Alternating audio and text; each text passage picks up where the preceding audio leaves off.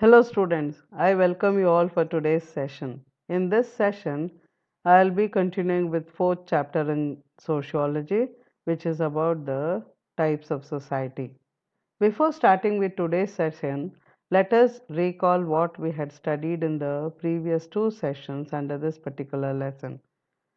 In this particular lesson, last two sessions, we had learnt about the meaning of society and the importance of society. Apart from that, the definitions given by various sociologists that we had learnt, and the types of society, altogether the six types of society, under which the first society, which is of hunting and food gathering society, we discussed in the previous sessions.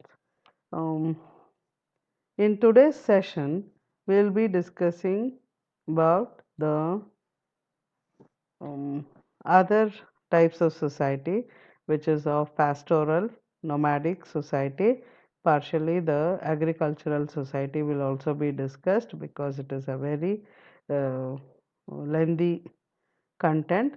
So, this agricultural society, partially I will teach today, and the other contents under this particular topic will be taught in the next session.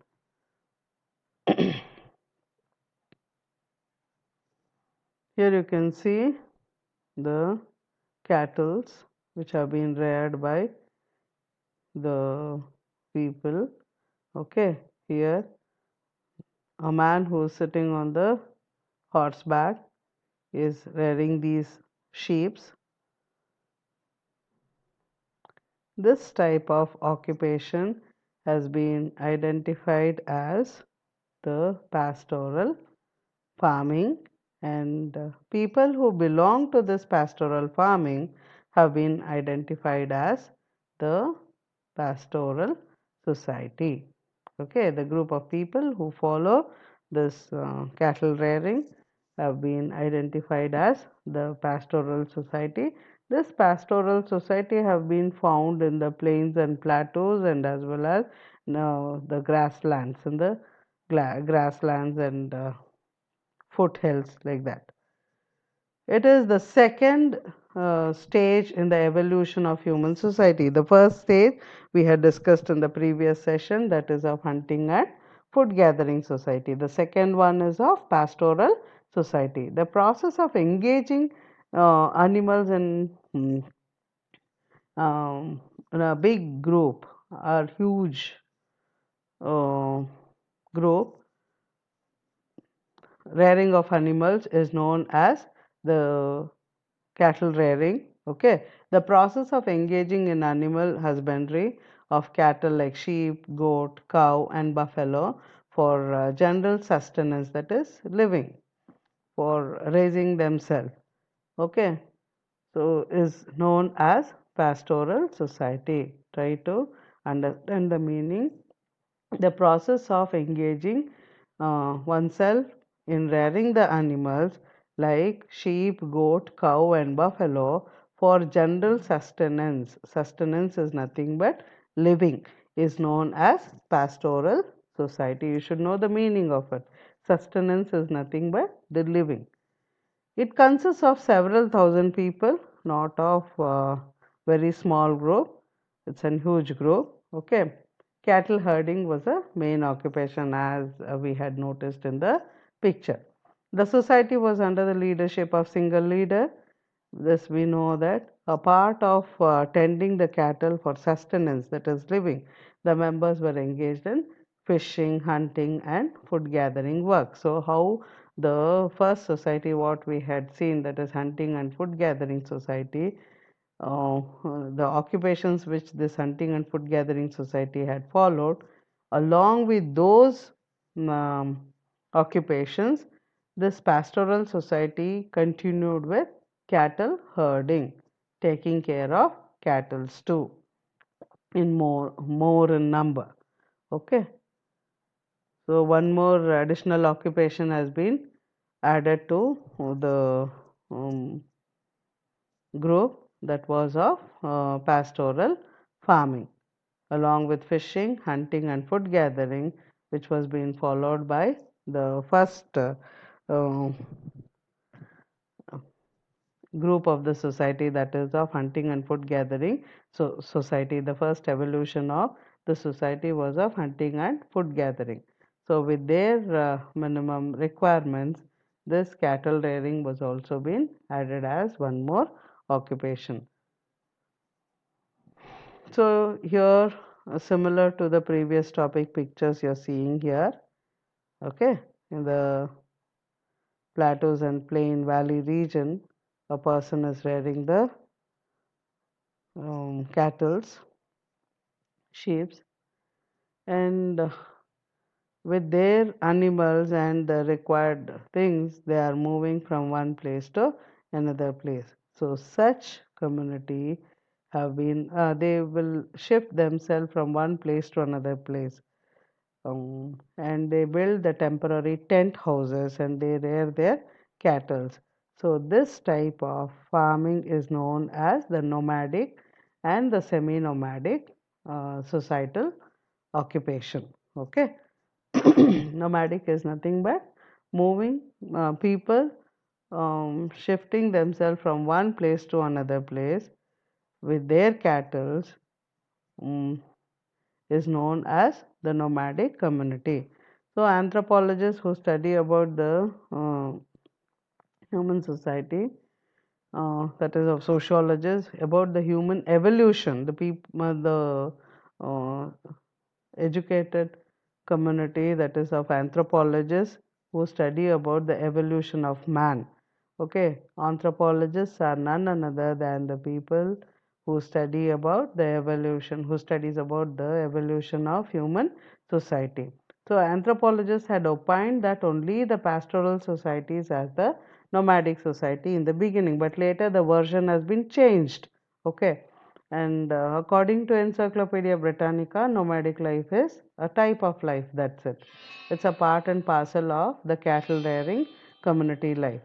Movement of people from one place to another place in search of food for their grassland, food and grassland and business is called as the nomadic life. So, the movement of people from one place to another place in search of food and fodder for their animals, and due to various other causes, it can be of education or business. This type of shifting or movement of the community is known as nomadic life. This is different from the migration. Okay, migration is different from nomadic life. The community stayed for good in a particular place to practice agriculture and other profession. They continued to move out for cattle herding, and such communities are called as semi-nomadic communities. So it won't be of permanent. They won't be of permanent resident of that particular uh, place.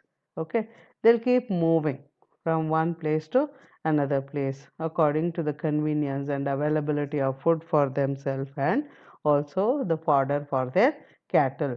So such communities have been identified as semi-nomadic communities based on the society, the social security, okay, safety, available facilities for education and economic activities, the social status of nomadic tribes is understood. That's what. As the days started changing, decades started changing, evolution took place. Then the rational um, uh, thinking and behavior of man had changed every walks of his life. So he started meeting his requirements by moving out from his place to the place where he started fetching it. So take an example of education itself.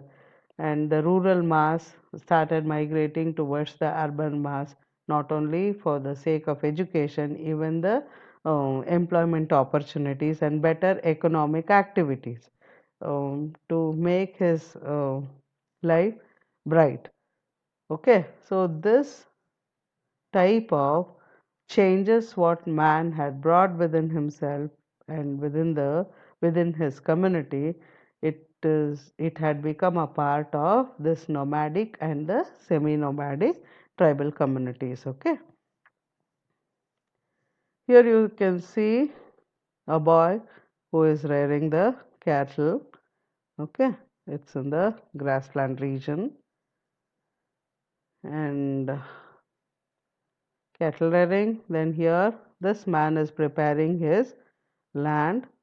Okay, keeping his land ready for the occupation. What type of occupation you can expect from this type of land, that is agriculture, you can make out. Then here, once the land has been prepared, and people they start sowing the seeds and raising the crops. Here the farming is carried out. Women are placing the plants. Okay,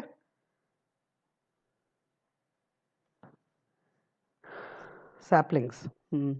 Here this farmer is trying to take out the weeds and renewing the soil. Ultimately, the crop is ready for yielding. Okay, cutting. So, this entire process is known as agriculture. Preparing the land or digging the land, you see, digging the land, preparing the land, then sowing the seed, raising the crops, and supplying water and raising the crops. All this process are altogether called as agriculture. So, uh, in India, we all know that agriculture is a main occupation and it has been known as the backbone of Indian economy, isn't it? Even though we have accepted the industrial revolution and many changes what we have brought in the secondary sector, apart from that, we cannot deny that we have given equal importance from the day one till today to this agriculture sector also, because our 68% of population who are living in this agriculture rural area are totally dependent on agriculture sector for their sustenance living, and they are the feeders to the other communities.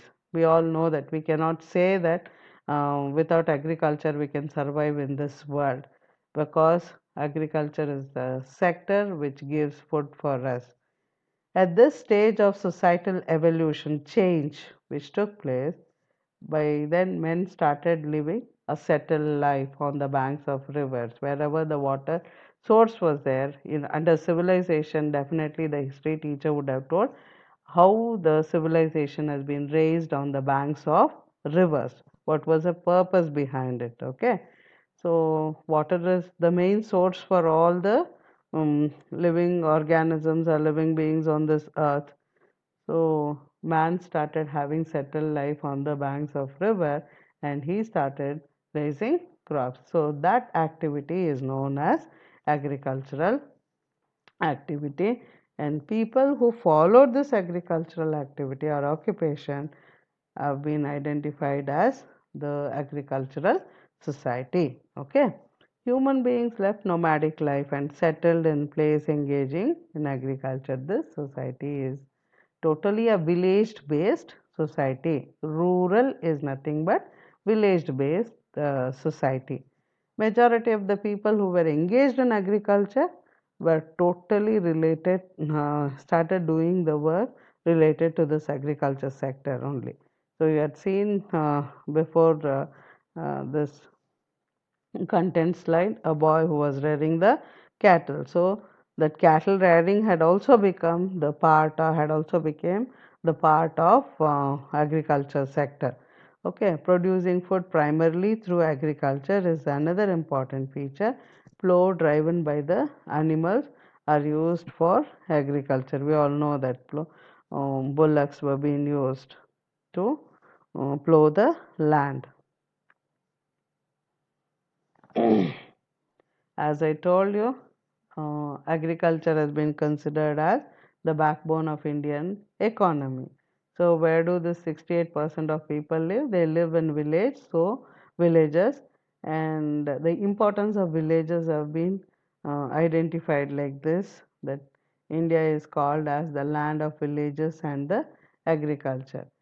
About this agriculture, we have the evidences and the importance of this agriculture in Rig Veda only. You all know that the first Veda under Veda lesson, the history teacher would have taught you about the four different Vedas, and the early Veda is this Rig Veda only.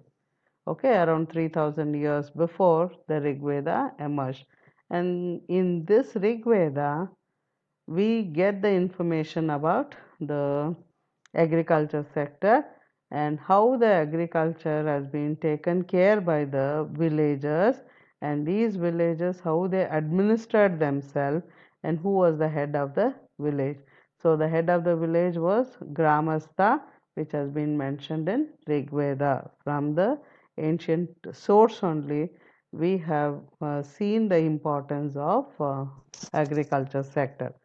A group of villagers who were living in this village, they had many administrative bodies, okay, and they were called by the name like Visha, Jana, or Desha, okay, and village was being called as Visha, Jana, and Desha, and the person who was looking after this villages were known as Vishayapati, okay, and that's what they were they were taking care of the entire village and the administrative activities of the village, Vishayapati.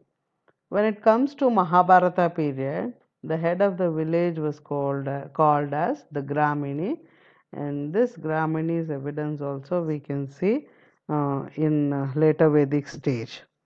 The chief of the group of villagers is called as Dashamukhi, as we have seen.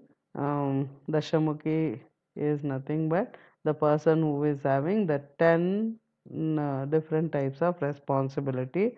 Shatamukhi, 1000 responsibilities, and Adhipati, the overall head of the entire village. Okay, so evidences for this agriculture sector, we find it from the ancient time to uh, ancient time, and how this agriculture sector had seen the revolution, changes within itself. We have many more things to learn from this agriculture sector. We'll be learning about this agriculture society in the next class. Okay. Um, About this agriculture, a famous sociologist by name Bogardus, he opines that the human civilization evolved in the cradle of villages. That we all know that it was not that overnight the urbanization has taken place and cities and towns have grown up and people started living high standard of living. No, from the villages only the big towns have emerged, and from big towns only the cities have emerged. Cities have emerged. Okay, so this was being opined by the Bogardus. What did he say? The human civilization evolved in the cradle of villages, obviously. Okay, it started from the cradle of the village, how the baby was being nurtured and taken care, um, and how the cradle was being used to bring up the child by the parent. In the same way, the economic activities and other social activities took its initial stage from the villages, which started growing into an huge concept. Bogarde says that village is a group of families engaged in simple life of thrift with less population density and have primary relationships. So people are very well knitted in the villages comparatively. Okay, in present days the enmity has grown up and people have become more violent even in the villages. But it is far more better than the city life. One more sociologist by name S.C. Dubey, he has also opined that villages are the group of families residing in one place or in a place which has been called as the village. In this society, people are very well intimated, very close with one another. they act according to the situation, and they start helping each other when the emergency arises. Okay, the socialization, the social attitude, helping attitude tendency is very much effective in this particular agriculture society. Okay, and social control, obviously it will be there in the rural community, where people are around 70 to 80% of their life has been controlled by the society. So there is less chance of um, misrule and misguidance, and taking up the wrong route, because the rural society will be observing, monitoring, and it will try to correct the people who will take the wrong step. So this type of social control, the hesitation of doing mistakes, will be completely avoided, and they are socially responsible for one another. If there is a need of any help from the neighborhood, all the neighbors will join together and they will try to cooperate with one another. So this type of community living you can see in the rural areas rather than the city centers. Okay, with the invention of plough, this 3000 years before the plough was being invented, so agriculture had seen from 3000 years till today, the revolution has been changed, seen in the agriculture sector. That is the change. Revolution is nothing but the progressive change. Villages are the lifeline of this country. We know that. As I told you, agriculture is a backbone of Indian economy, and India is the land of villages. There are about 6 lakh villages are there in our country, and they are the living evidences for our cultural sustenance and the traditions. They are the ones who are protecting and uplifting the culture and tradition of our um, country. Majority of the people who are living in this rural area, as I told you, 68 to 69% of India's population is living in villages. In that, 59% of men are following agriculture, and 75% of women are engaged in this agriculture. So, these percentage what we have, based on hypothesis only it has taken on, nearing to that the people are working in the villages in agriculture sector, primary sector, for their sustenance, is nothing but raising their life, living, for their living. Okay.